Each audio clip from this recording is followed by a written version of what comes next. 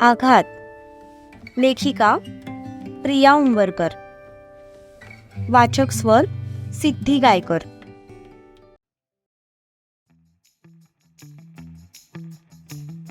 एका क्षणात त्याच्या चेहऱ्यासमोर चित्र उभं राहिलं की त्याचे आणि राधाचे फेरे होत आहेत आणि सूर्या भरल्या डोळ्यांनी त्यांच्याकडे बघून गाणं म्हणतोय.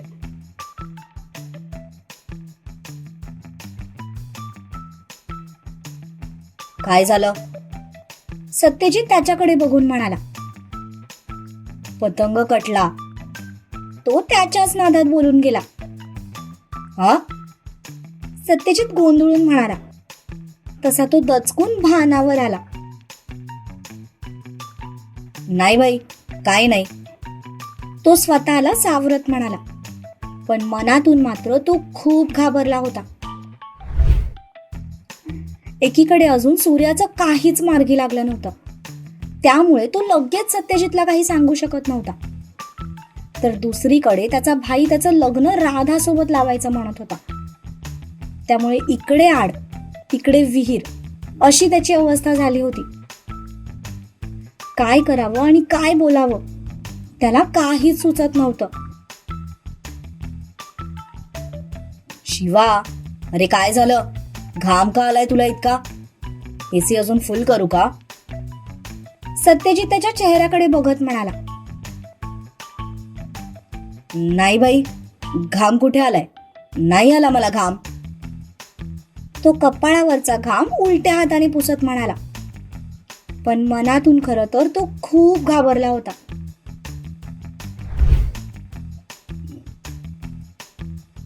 मग करशील ना राधाशी लग्न? सत्यजितने पुन्हा विचारलं. तसं त्याने भीतीने आवंढा गिळला. भाई, अरे माझा अजून लग्नाचा काहीच विचार झाला नाही. अजून तुझ्या लग्नाला 6 महिने पण झाले नाहीत. उगीच लोक म्हणतील की मोठ्या भावाच्या लग्नाला वर्ष पण झालं नाही आणि लगेच लहान्याने लग्न केलं. बरं नाही ना दिसत ते. शिवाने काहीतरी द्यायचं म्हणून उत्तर दिलं. तू कधीपासून लोकांचा इतका विचार करायला लागलास?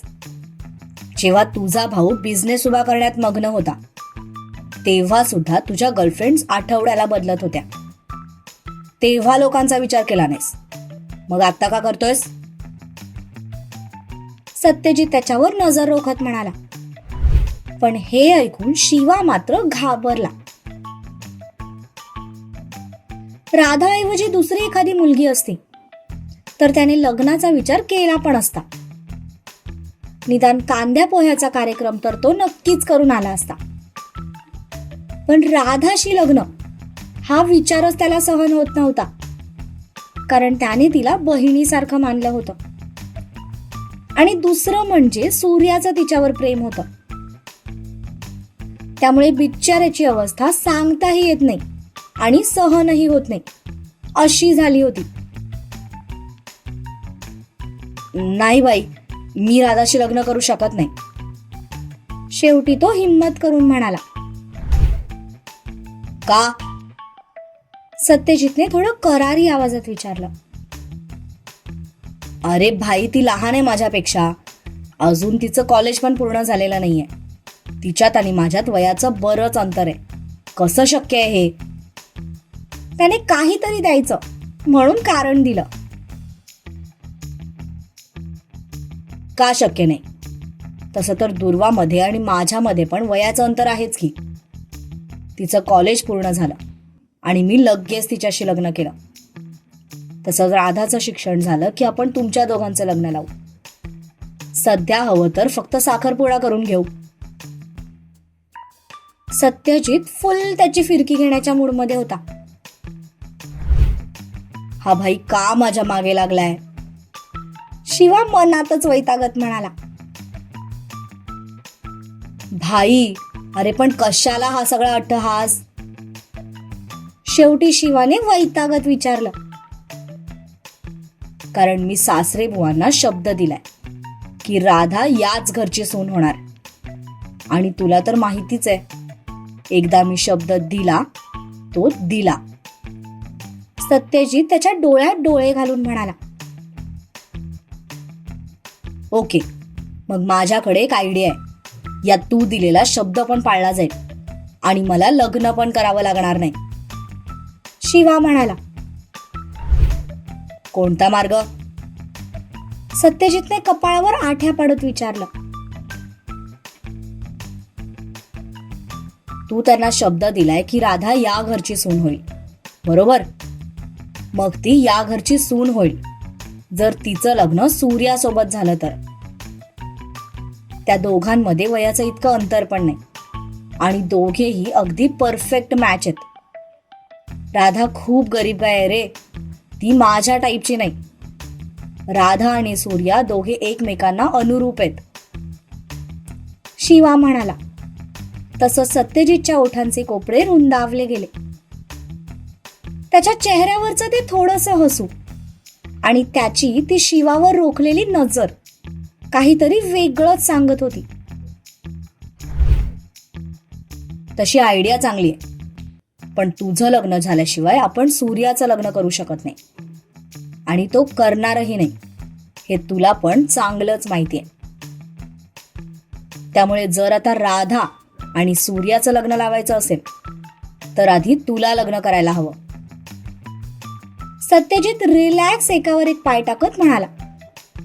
पण हे ऐकून शिवाचं तोंड मात्र बघण्यासारखं झालं होतं, कारण अजूनही पूर्णपणे त्याची या सगळ्यातून सुटका झाली नव्हती.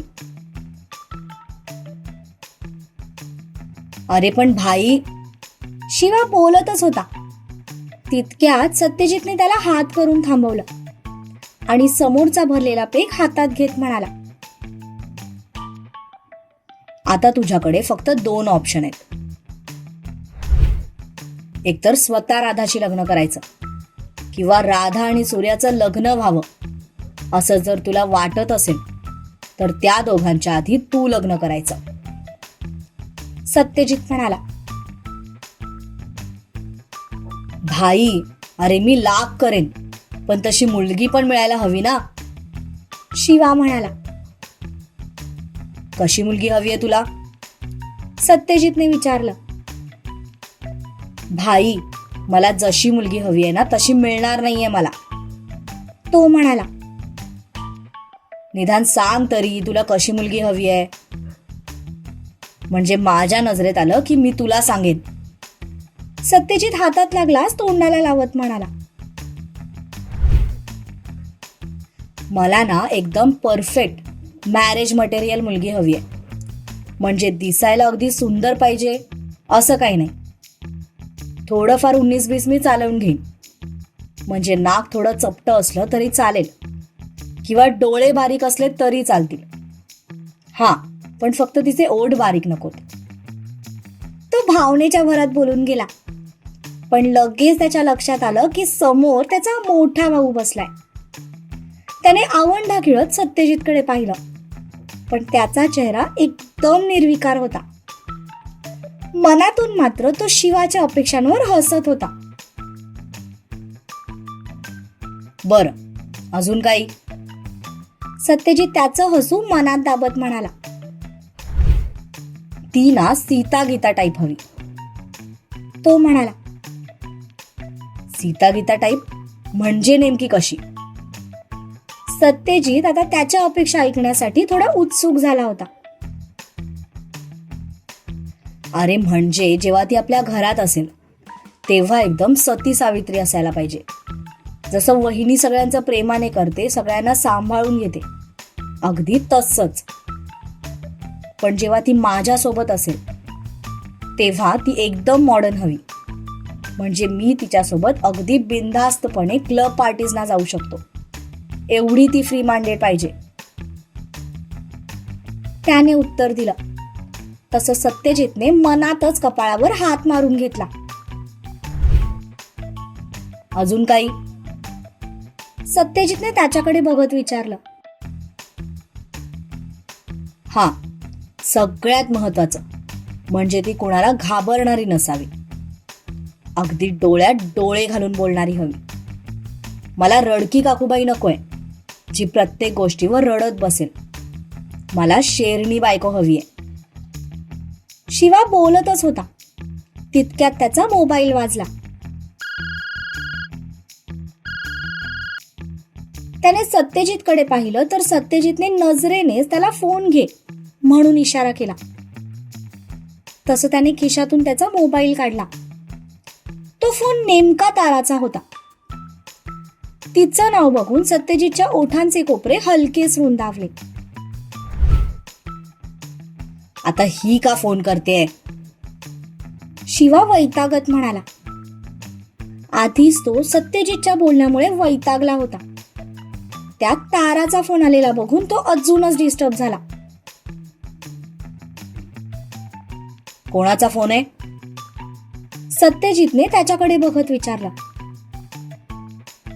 माझी असिस्टंट तारा. बघ ना, आता ही काय वेळ आहे का फोन करायची? तो वैतागत तिच्या नावाकडे बघत म्हणाला. काहीतरी महत्वाचं असेल म्हणून तिने तुला फोन केला असेल. उचलून बघ. सत्यजित म्हणाला. ओके थांब, बघतो. असं म्हणत तो उठला आणि फोन घेऊन थोड्या बाजूला गेला. सत्यजित मात्र संपलेल्या ग्लासकडे बघत एकटाच गालातल्या गालात हसत होता. सध्या त्याच्या मनात काय सुरू आहे हे फक्त त्यालाच माहित होतं.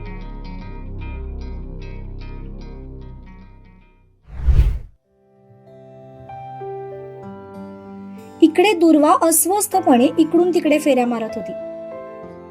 तिला सेव्हियर बद्दल सत्यजितला सगळं सांगायचं होतं, पण फक्त सांगायचं नव्हतं, तर त्याच्यासाठी काहीतरी स्पेशल प्लॅन करायचं होतं. पण काय करावं ते तिला सुचत नव्हतं. तिने गुगलची मदत घेऊन बऱ्याच सरप्राईज थीम बघितल्या, पण ते तिला सगळं एकदम फिल्मी स्टाईल वाटलं. त्यामुळे तिने तो विचार बाजूला सारला. सत्यजित किती साधा सिंपल आहे हे तिला एव्हाना समजलं होतं. त्यामुळे तिला अशी कुठलीही फिल्मी स्टाईल आयडिया नको होती. पण नक्की काय करावं ते तिला सुचतच नव्हतं. तितक्यात तिचा फोन वाजला. तिने बघितलं तर रीनाचा फोन होता. तिच्या नावाकडे बघून दुर्वाच्या चेहऱ्यावर मोठी वाली स्माईल आली. कारण रीनाचं डोकं अशा गोष्टींमध्ये खूप चालतं हे तिला चांगलंच माहित होतं. हॅलो, ती फोन रिसीव्ह करत म्हणाली. काय मॅडम, तुम्ही तर आम्हाला साफ विसरून गेल्या. जरा गरीबाकडे लक्ष देत जा, रीना म्हणाली. असं काही नाहीये ग, सध्या थोडी धावपळ सुरू होती. बोल ना, काय म्हणतेस? कशी आहेस?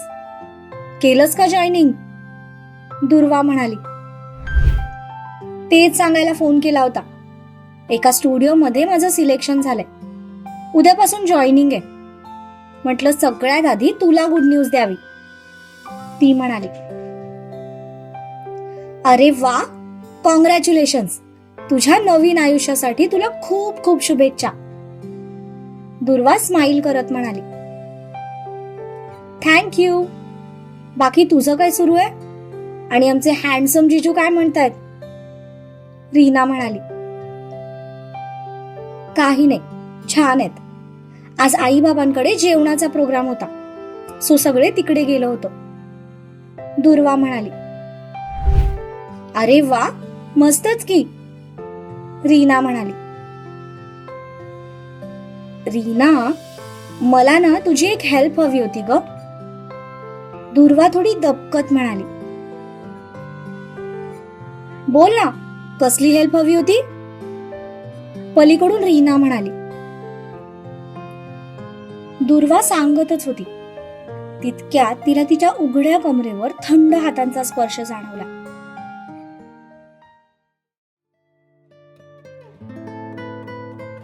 तसे तिने डोळे गच्च मिटून घेतले. तिच्या ओठांचे कोपरे हलकेच रुंदावले, कारण आता तो स्पर्श तिला चांगलाच ओळखीचा झाला होता. पुढच्या क्षणाला तिच्या मानेवरचे केस बाजूला झाले आणि तिला तिथे त्याच्या ओठांचा स्पर्श जाणवला. दुर्वा, अगं बोल ना, पलीकडून रीना म्हणाली. पण दुर्वाच्या घशातून शब्दच फुटत नव्हते. ती एकदम सुन्न झाली होती. सत्यजितने हळूच तिच्या कानाचा फोन हातात घेतला आणि स्वतःच्या कानाला लावत म्हणाला, साली साहेबा, तुमचं जे काय असेल ते नंतर बोला. Now don't disturb us. एवढं बोलून त्याने फोन कट करून टाकला. पण त्याच्या शेवटच्या वाक्याने दुर्वा मात्र चांगलीच भानावर आली. डोळे मोठे करून ती त्याच्याकडेच बघू लागली.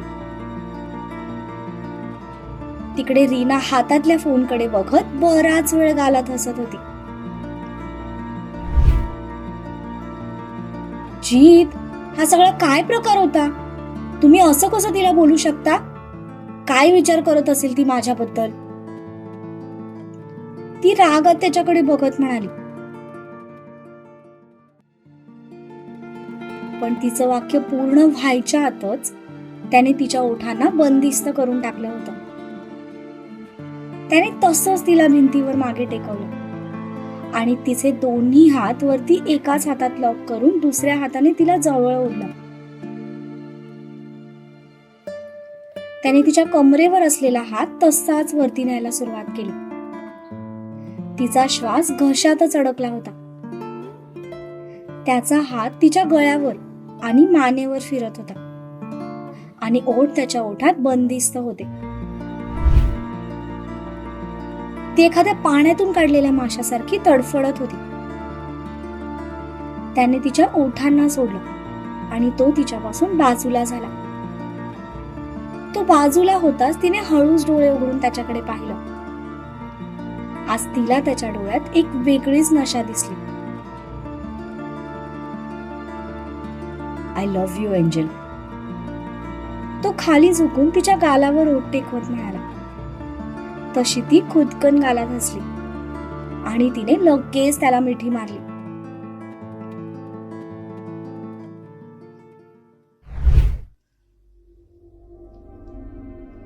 इकडे शिवा वाऱ्याच्या वेगाने ताराकडे जायला निघाला होता. थोड्या वेळापूर्वीचा फ्लॅशबॅक. शिवाने फोन रिसीव्ह केला. Hello sir, sir please help me. काही गुंड माझ्या मागे लागलेत. इथे तुमच्याशिवाय माझ्या कोणीच ओळखीचं नाहीये. Please help me. पलीकडून तारा थोड्या घाबरलेल्या आवाजात म्हणाली. What happen? कुठे आहेस तू सध्या? तुझ्या घरीच आहेस का? त्याने विचारलं.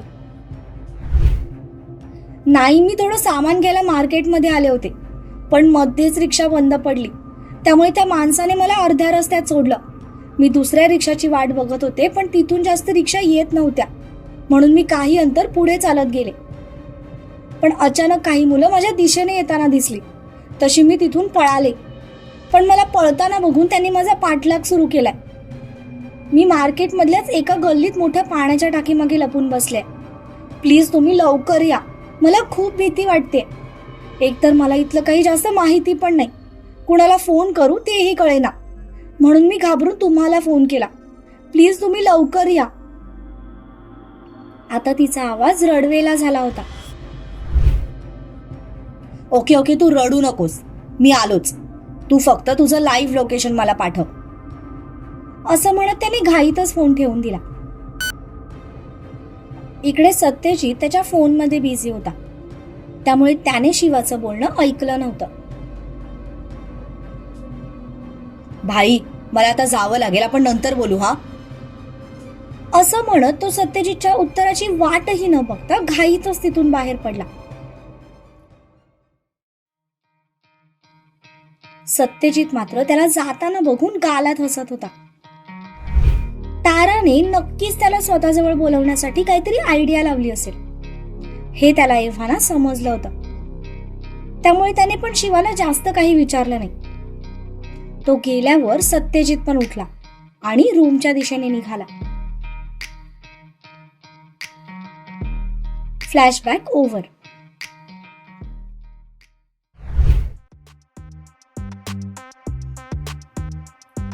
ओ गॉड, अजून किती वेळ या पाण्याच्या टाकीजवळ बसावं लागेल. किती वास येतो इथे. तारा, आज जर हा शिवराज पाटील स्वतः तुला वाचवायला आला तर समजायचं की त्याच्या मनात तुझ्यासाठी थोडा तरी सॉफ्ट करणार आहे. पण जर तो स्वतः न येता त्याने त्याच्या दुसऱ्या कुठल्या माणसानं तुला वाचवायला पाठवलं तर समजायचं की त्याला तुझ्यात काडीचाही इंटरेस्ट नाहीये. ती हातातला फोन गोल गोल फिरवत त्या टाकीजवळून इकडून तिकडे फेऱ्या मारत म्हणाली, आजपासून शिवावर नवनवीन एक्सपेरिमेंट सुरू होणार होते. थोडक्यात त्याला स्वतःच्या प्रेमात पाडण्याचे 101 जालीम उपाय आजपासून तारा सुरू करणार होती. मूर्ख मुलगी, इतक्या रात्री कोणी मार्केटमध्ये जातं का? कोल्हापूर म्हणजे हिला काय पुणे सिटी वाटली का? अर्ध्या रात्री हुंदडायला, बावळट कुठली. शिवा गाडी चालवता चालवता तिला शिव्या घालत होता. पण तिचा तो रडवेला आवाज ऐकून आज तो घाबरला होता. त्याने फुल स्पीडने गाडी मार्केटच्या दिशेने पळवली. इकडे पाण्याच्या टाकीमागे मोठ्या दगडावर बसून तारा हेडफोन लावून गाणी ऐकत बसली होती.